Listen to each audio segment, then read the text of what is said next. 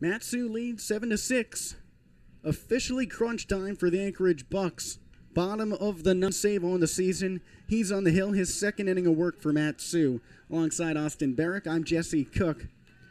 Rizzo recorded one out last inning on that tactful double play. Now he's got Trenton Burkhalter to lead off, followed by Zach Thomas and Jackson Sorensen. All of them have a hit today, all of them extra bases. First one to the righty. Burkhalter takes high and inside. He entered this game with a hot line of 400 on the season, 8 for 20. Today, 1 for 4. The 1-0. Hefty swing and miss. Out of his shoes on that one. He nearly fell over with the miss.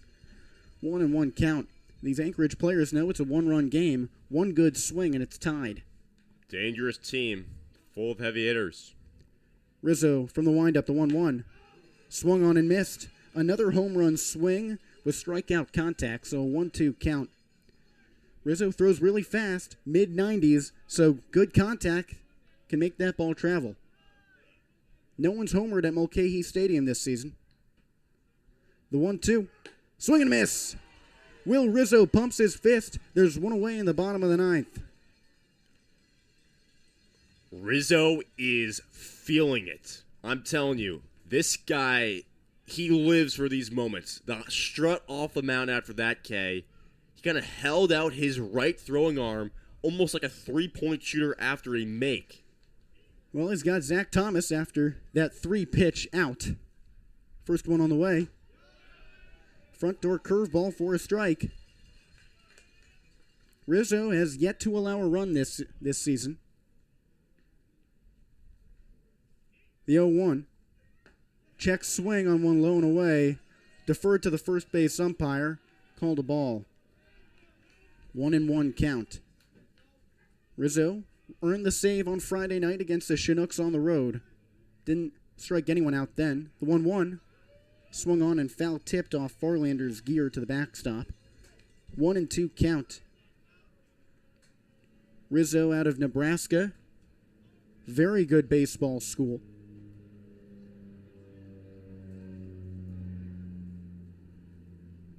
Through just 3 innings this past season. 1-2 to Thomas. Check swing, high and away. That's a ball. Rizzo reached up to 97 miles per hour on Friday at Chugiak. The high heat could really come in handy for him here. 2-2 to Thomas. Swings on one way outside the zone. Batters it to first. Vest fields it. Throws it over to Rizzo on the bag, and he got him. Anchorage, who's been knocking on the door all night, now down to its final out in the form of Jackson Sorensen, who's 1 for 4 with a double in the last inning. Braden Rogers, that new second baseman for Matsu, entered at the beginning of this inning in place of Alex Thurston, who was pinch hit for by Austin Machado. Machado's a catcher. He's not going to play second. Machado backed up Vest on that play. First one to Sorensen. Misses low and away. The lefty flied out his first time up in the second, then flied out to center in the fourth, and struck out looking in the fifth, but doubled last time up in the seventh. The 1-0. Just misses high and away. Rizzo has faced 3 batters thus far. First one ended the 8th on a double play. Got 2 outs this inning. 2-0. Misses low for a ball. Anchorage scored 2 runs in that 7th inning. A Zach Thomas single and a Jackson Sorensen double brought home those runs. Made it a 1-run game. The 3-0. High and away for a ball. Gets to the backstop, but Sorensen takes his time throwing off his gear. So the tying run is aboard for Anchorage. It brings up Alex Pendergrast. He's 1 for 3 today. Singled all the way back in the 4th and scored thanks to a passed ball and a stolen base as part of a double steal. He bats from the right side. First time that Pendergrast gets to see Rizzo this season. Anchorage beat Matsu yesterday in Palmer. This would be a big rebound for the Miners. The pitch. Mrs. Lowe gets through the legs of Farlander, and Sorensen takes second standing, so the tying run is in scoring position.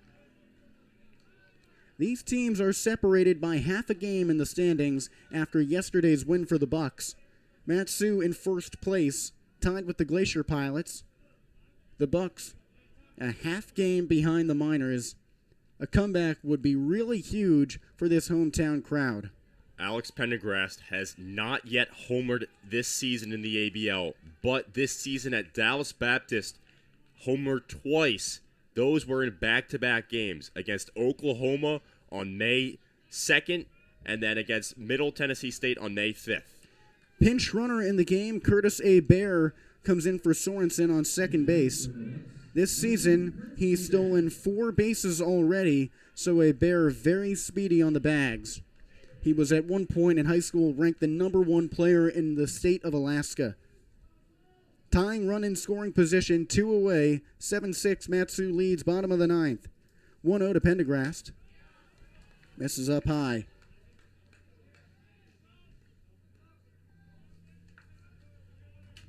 Two and 0 count. It's still early in the season, but those standings feel like they matter at every point. This game will mark the 25% marker for Matsu, game number 10. 2-0. Swung on and foul tipped off Farlander's mask. 2-1 count.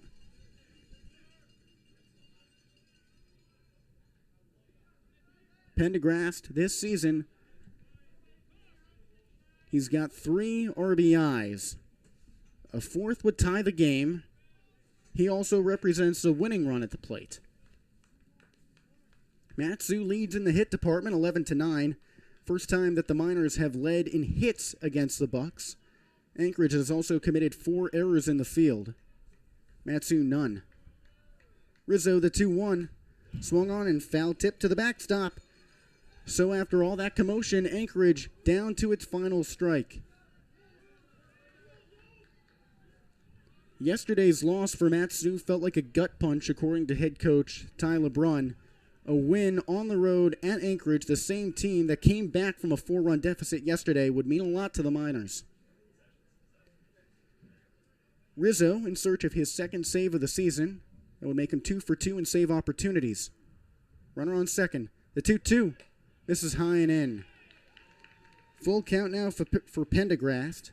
Dante Turgeon awaits on deck. He's 0 for 3, but he did walk back in the 4th inning. You can feel the tension with every pitch.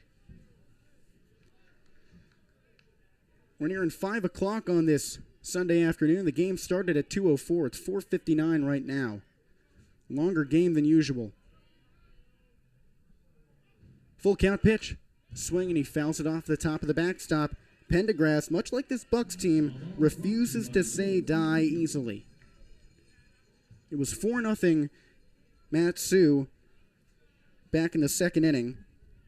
5-0 when the bottom of the third started, but then a 2-run frame ensued for Anchorage, who scored 2 again in the following frame. It's just been cat and mouse all day. Runner on second. The 3-2 misses up high. The winning run is aboard. And that brings up Dante Turgeon. Although that brought up his spot, Turgeon is not the one coming up to bat. That's Jacob Rebrook, and he's already homered against Matsu this season.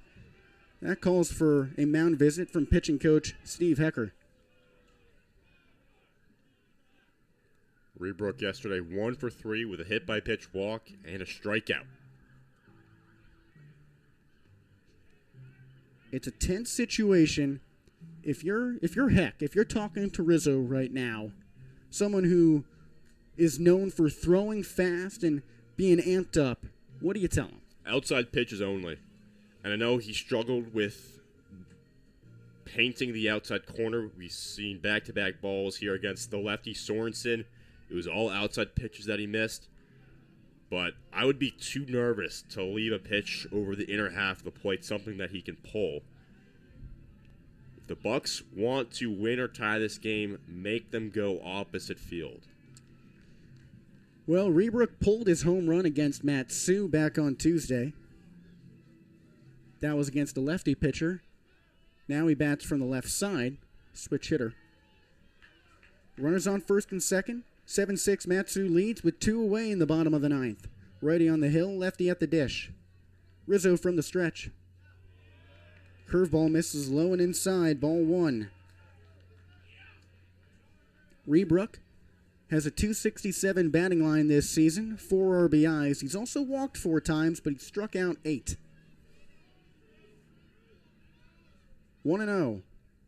The pitch.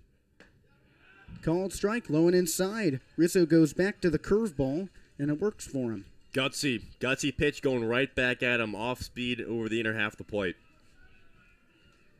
Matsu has preached making hitters play the ball recently, make them put it in play, attack the batter. The 1-1. Another curveball right down the pipe. Strike 2, and for the second time, Anchorage is down to its final strike. Runners on first and second. 7-6 Matsu leads with 2 away in the bottom of the 9th. Righty-lefty matchup.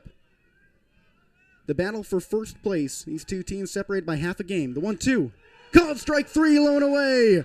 Rizzo screams off the hill, and that's a 7-6 win for Matsu.